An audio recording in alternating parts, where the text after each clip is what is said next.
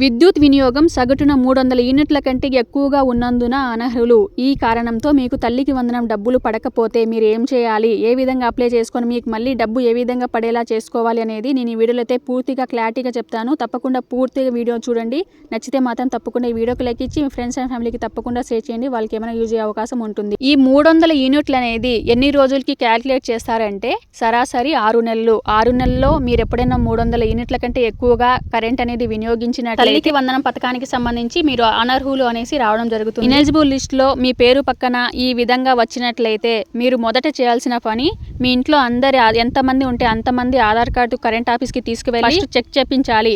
ఎవరి ఆధార్ మీద ఎన్ని మీటర్లు ఉన్నాయి, ఎవరెవరు యాక్టివ్ ఉన్నాయి ఇన్యాక్టివ్ ఉన్నాయి అనేది చెక్ చేయించి అవసరం ఉన్నవి పెట్టుకొని అనవసరం ఉన్నవని డిలీట్ చేయించాలి. డిలీట్ చేయించిన తర్వాత 6 నెలల సరాసరితో వాళ్ళు ఒక పేపర్ అయితే ఇస్తారు. ఆ పేపర్లో 300 యూనిట్ల కన్నా తక్కువ ఉన్నట్లయితే ఆ ఫామ్ని సచివాలయంలో డిఏ గార్డ్ దగ్గర తెచ్చి ఎన్బిఎం పోర్టల్లో ఎలక్ట్రిసిటీ అనే ఆప్షన్ ఎంచుకొని గ్రీవెన్స్ అయితే రైజ్ చేసినట్లయితే రీవెరిఫికేషన్ కి అప్లికేషన్ అనేది వెళ్ళి 300 యూనిట్స్ కన్నా తక్కువ ఉన్నట్లయితే మీది ఆన్లైన్ లో ఆ డేటా బేస్ చేసుకొని మళ్ళీ జూన్ 30 ఎలిజిబుల్ లిస్ట్ రావడం, జూలై 5 కల్లా తల్లికి వందనం డబ్బులు అనేది మీకు పడడం జరుగుతుంది. మీ పేరు మీద మీకు తెలిసి ఒక మీటర్ మాత్రమే ఉంటుంది. కానీ ఆన్లైన్ లో మీ ఆధార్ లింక్ అయిన మీటర్లు చాలా ఉంటాయి. దానివల్ల మీకు 300 యూనిట్ల కంటే ఎక్కువగా ఉందనేసి చూపిస్తుంది.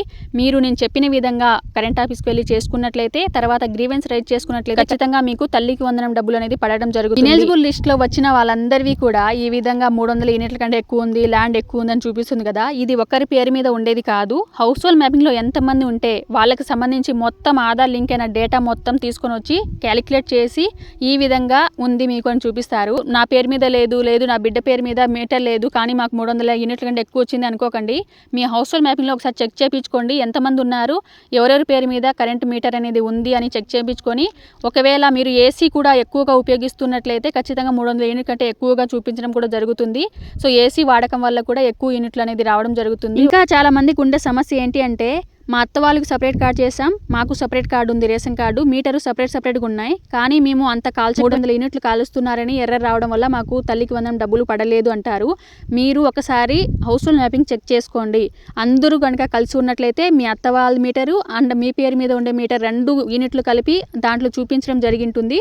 మీరు రేషన్ కార్డులో సపరేట్ అవ్వడం కాదు, ఖచ్చితంగా హౌస్ హోల్డ్ మ్యాపింగ్లో సపరేట్ అయినప్పుడే మీ డేటా సపరేట్ ఉంటుంది, వాళ్ళ డేటా సపరేట్ అనేది ఉంటుంది. ఇది ఏ పథకం వచ్చినా సరే mostly house hold data base చేసుకునే వస్తాయి.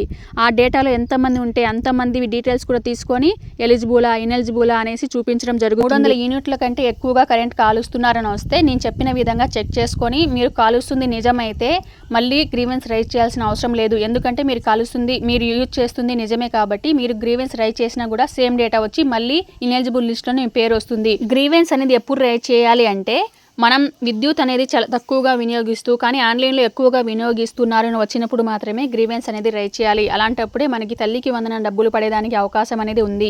సో ఇది అనమాట, నేను చెప్పిన విధంగా చేసుకొని మీకు ఖచ్చితంగా తల్లికి వందనం అనేది పడే అవకాశం ఉంది. ఇది వాళ్ళ వీడియో. మరొక వీడియోతో మళ్ళీ కలుద్దాం. వీడియో నచ్చితే తప్పకుండా లైక్ ఇవ్వండి, ఫ్రెండ్స్ అండ్ ఫ్యామిలీకి తప్పకుండా షేర్ చేయండి. కొత్తగా ఎవరైనా చూస్తుంటే తప్పకుండా మా ఛానల్ని సబ్స్క్రైబ్ చేసుకోండి. Thank you.